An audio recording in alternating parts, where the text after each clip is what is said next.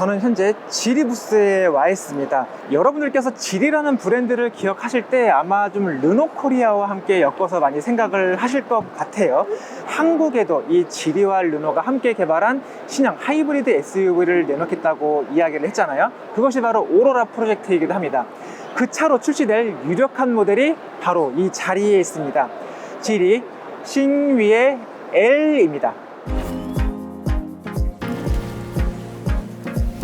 자, 르노의 오로라 프로젝트가 거의 이 차를 기반으로 출시될 것이 이제는 유력화되고 있어요. 그렇기 때문에 이 차에 대한 관심이 좀 높아질 수밖에 없는데, 국내에 출시될 오로라는 아마 많은 사항이 다를 겁니다. 그렇기 때문에 현재 모델은 그냥 참고 정도로만 봐주시면 좋을 것 같습니다. 크기 재원부터 먼저 좀 확인을 해야 할 것 같아요. 전체 길이가 약 4.8m에 약간 못 미치고, 전체 폭은 1895mm, 그리고 높이는 1689mm의 크기를 갖는다고 합니다. 그리고 휠베이스가 2845mm고요. 실제로 보면 꽤나 듬직한 모습을 잘 보여주고 있는데, 비율도 상당히 괜찮죠. 현대 산타페와 비교하면 약 40에서 50mm가량 길이는 짧지만 폭은 거의 유사하고요. 높이는 조금 더 낮은 크기를 갖습니다. 그런데 의외인 점은 휠베이스가 산타페보다 더 길다는 점이에요. 그렇기 때문에 만약에 오로라 프로젝트가 이 크기 그대로 국내 시장에 출시가 된다면 이런 공간 부분은 꽤나 괜찮을 것 같다는 예상을 할 수가 있게 됩니다. 자, 그럼 뒷좌석부터 한번 확인을 해볼게요. 사용된 소재 같은 부분은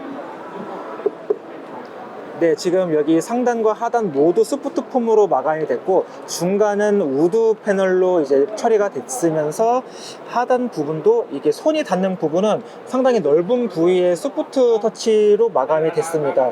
이런 스티칭 디자인도 잘 하고 있는데, 확실히 이제는 중국 차도 이런 섬세한 디테일 부분에서 참 잘하고 있는 모습을 볼 수가 있습니다.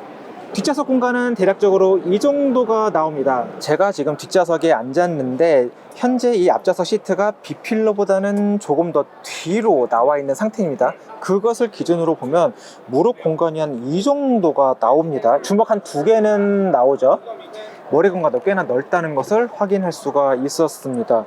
그리고 센터 터널, 거의 돌출 공간이 없기 때문에 다리가 좀 오가는 것도 조금 편할 것 같고, 이 시트 하단 공간도 나름대로 좀 잘 갖추고 있는 모습을 볼 수가 있습니다. 그리고 이 뒷좌석 시트 같은 경우도 각도가 좀 제한적이긴 하지만 등받이 각도 조절도 지원을 하는 것도 확인을 할 수가 있었습니다. 도어 핸들이 여닫는 감각은 묵직하면서도 그래도 어느 정도 좀 안전하다는 느낌을 잘 받을 수가 있습니다. 이 싱위에 같은 경우는 볼보의 CMA 플랫폼을 바탕으로 개발이 됐기 때문에 어떤 안전 부분에서도 기대를 할 수가 있겠죠. 시트 조절은 대략적으로 그냥 좀 많은 기능을 적용하고 있는 것 같지는 않아요. 하지만 이 르노 코리아에서 항상 아쉬움이 나왔던 이 시트 쿠션의 앞부분만 들리고 내리는 부분은 지리는 가능합니다. 이것 때문이라도 조금은 만족감이 높아질 것 같다는 생각도 하게 되네요. 실제로 국내 오로라 프로젝트, 오로라 1이 어떤 식으로 출시될지는 모르겠지만 12.3인치 크기의 이제 계기판을 비롯해서 12.3인치의 인포테인먼트 시스템, 그리고 10.3인치의 동반석 모니터가 적용이 된 것을 확인을 할 수가 있는데, 굉장히 심리스하게 모두 다 이어져서 좀 깔끔한 모습을 표현을 했네요. 자, 그리고 그뿐만이 아니라 이런 공조장치 같은 부분은 실제 물리 버튼으로 만들어 놔서 이렇게 실제로 조작을 했을 때도 좀 더 만족감이 높고, 조작감은 조금 저렴한 감각은 있는데 그래도 크게 문제될 것 같지는 않습니다. 이 정도면 뭐 국산차도 이 정도는 되는 것 같으니까요. 그리고 인상적인 부분은 좀 이 선바이저 부분인데, 자, 햇빛을 가리는 부분에 약간 그 틴팅이 된 이런 글라스 처리된 글라스틱이라고 하죠. 플라스틱이 이제 마감이 돼서 전방 시야도 확보하면서도 햇빛을 가릴 수 있는, 운전석에도 동일하게 이런 선바이저, 투명한 선바이저가 적용이 됐고요. 확실히 이런 아이디어 부분에서 중국이 요즘은 참 잘하는 것 같다는 생각이 들게 합니다. 기어레버 디자인이 조금 어디서 많이 본 것 같긴 하지만 특별히 뭐 어디서 너무 100개 왔다 그 정도는 아닌 것 같고요. 별도로 손잡이를 비롯해서 무선 충전 패드도 잘 갖추고 있는데, 잘 보시면 여기 송풍구도 적용이 되어 있습니다. 무선 충전을 할 때 핸드폰이 뜨거워져서 충전이 중단되는 경우가 있는데 그 부분까지 고려를 해서 만든 것이라고 볼 수가 있고요. 자, 싱유의 L의 이제 트렁크 공간도 한번 보겠습니다.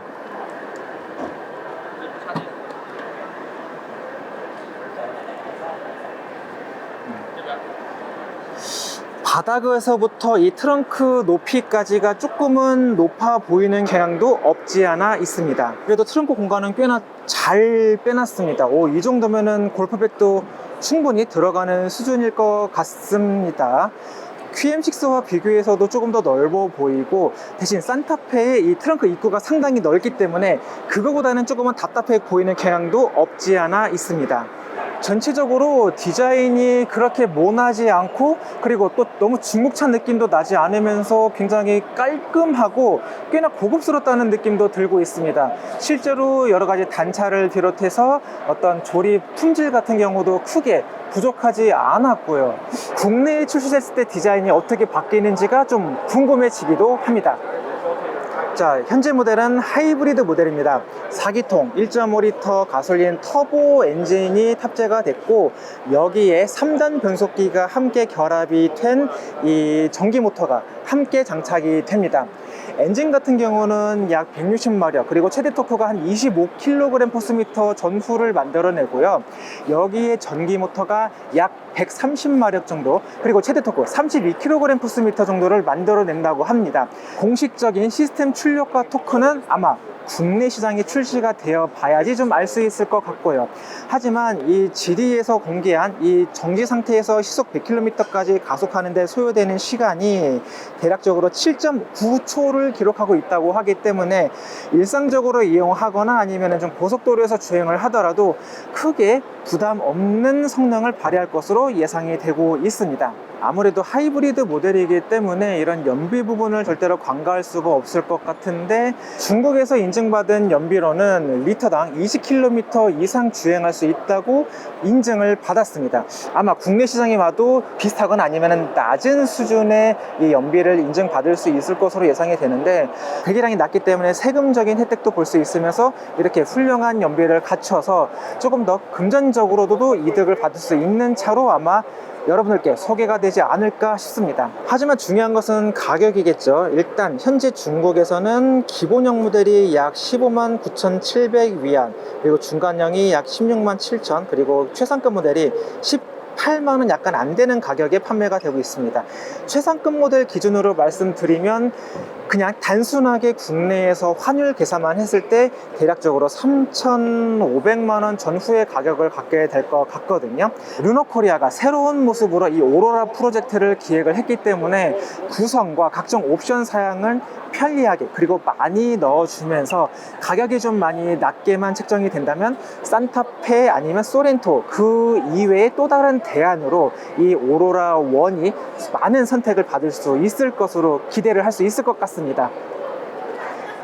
자, 저는 지금까지 르노코리아가 내놓은 오로라 원으로 예상되는 지리의 원형 모델을 소개시켜 드렸고요.